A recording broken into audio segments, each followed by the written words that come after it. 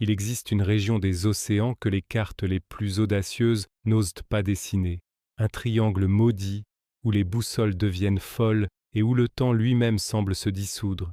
Les marins l'appellent de 1000 noms, tous murmurés avec crainte, le cimetière des épaves, le voile éternel, mais le plus connu reste la route maudite des navires fantômes. Ce n'est pas une simple zone de navigation dangereuse, non, c'est un royaume liquide où les lois de notre monde s'effacent.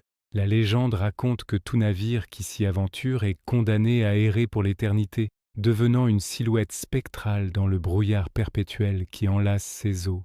L'histoire de la route maudite est tissée de témoignages terrifiants. Des veilleurs de nuit, aux yeux écarquillés par la peur, ont juré avoir vu des galions aux voiles déchirés glisser en silence, sans un souffle de vent. Des flottes entières, parties à la conquête de trésors mythiques, ont franchi cette frontière invisible pour ne jamais revenir. On ne retrouve jamais rien, ni épave, ni corps, ni même un simple débris flottant, seulement le silence et le brouillard. Certains parlent d'une anomalie naturelle, un vortex de courants imprévisibles et de champs magnétiques déréglés. Les scientifiques les plus rationnels tentent d'expliquer ces disparitions par des vagues scélérates ou des poches de gaz méthane remontant des abysses. Mais ces explications ne satisfont jamais les vieux loups de mer. Pour eux, la vérité est bien plus sombre.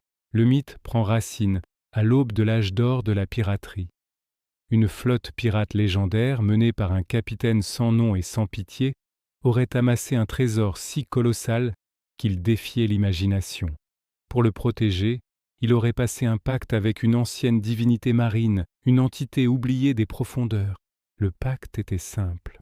En échange de la protection éternelle de son butin, sa flotte et lui deviendraient les gardiens immortels de cette zone, condamnés à naviguer sur une mer qui n'appartient ni aux vivants ni aux morts. Depuis ce jour, leur malédiction est devenue le piège de la route maudite. Le trésor est dit reposer sur une île cachée au cœur du brouillard, une île qui n'apparaît que sous la lueur d'une lune de sang. Les navires fantômes ne sont pas des spectres passifs, ce sont les gardiens. Ils chassent les intrus, les entraînant dans des labyrinthes de courants perfides jusqu'à ce que les équipages, épuisés et désorientés, se perdent corps et âme. Au fil des siècles, d'autres navires se sont ajoutés à cette flotte macabre. Des navires de guerre, des clippers marchands, des explorateurs audacieux, tous ceux qui par cupidité, par erreur ou par malchance ont franchi le seuil. Ils sont désormais liés à ce convoi spectral, leur propre voile ajoutant leur silhouette à la danse éternelle des damnés. On raconte que le brouillard lui-même est vivant. Il ne se contente pas de masquer la vue, il murmure. Il s'infiltre dans les esprits, ravivant les peurs les plus enfouies, créant des hallucinations, poussant les marins à la mutinerie et à la folie. Des hommes se seraient jetés par-dessus bord, persuadés de voir des sirènes les appeler, pour n'être accueillis que par les eaux glaciales et vides. Les rares qui prétendent avoir survécu à une incursion aux abords de la route maudite ne sont plus jamais les mêmes. Ils reviennent les cheveux blanchis, le regard vide, hantés par le son d'une cloche funèbre qu'aucun navire ne semblait porter. Ils parlent de lumières étranges dansant sous les vagues, de chants mélancoliques portés par un vent qui ne souffle pas, et de cette sensation oppressante d'être observé par des millions d'yeux invisibles depuis les profondeurs. Des symboles étranges ont été retrouvés gravés sur des fragments de bois rejetés à des centaines de lieues de là, des spirales, des yeux ouverts, des créatures marines inconnues. Des cartographes occultes ont tenté de déchiffrer ces signes, y voyant une carte stellaire inversée ou un langage ancien lié aux abysses. Pour eux, la route maudite ne serait pas une simple zone géographique, mais un portail, une porte vers une autre dimension, un lieu où les créatures des cauchemars marins sont une réalité.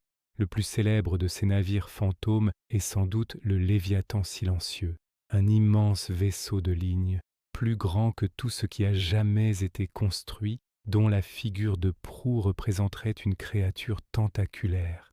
Il apparaîtrait lors des nuits sans lune, toute voile dehors, projetant une ombre colossale sur la mer. Le voir serait le présage d'une fin imminente. Aucune canonnière n'a jamais osé lui tirer dessus. La simple vue de ce monstre flottant suffit à briser le courage des plus braves. Alors, qu'est-ce que la route maudite? Une légende pour effrayer les jeunes mousses? Une anomalie naturelle complexe? Ou la preuve tangible qu'il existe des forces anciennes et puissantes qui gouvernent les océans? Des forces avec lesquelles l'humanité ne devrait jamais chercher à pactiser? Les trésors, la gloire, la connaissance. Nombreux sont les motifs qui ont poussé et pousseront encore des hommes à tenter de percer ce mystère.